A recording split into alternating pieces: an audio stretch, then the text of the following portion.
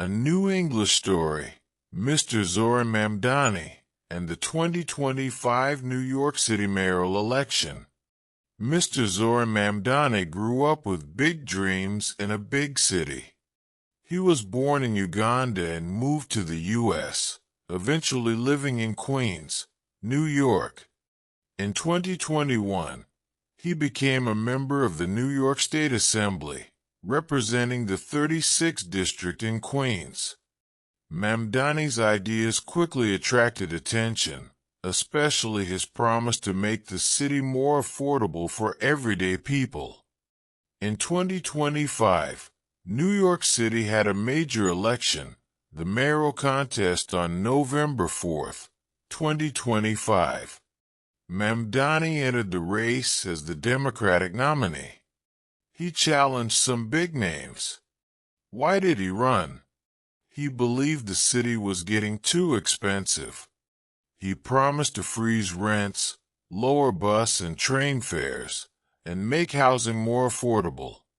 Mamdani's campaign looked different. He reached out to young voters and people often overlooked. He said, "This city belongs to all of us." Polls showed him gaining strong support.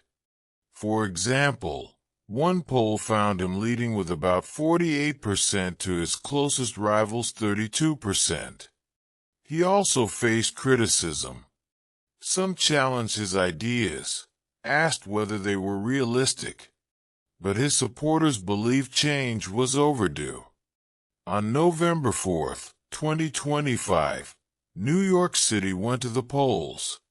The turnout was very high, many first-time voters, many young people. When the results came in, Zohran Mamdani won the race for mayor. He made history.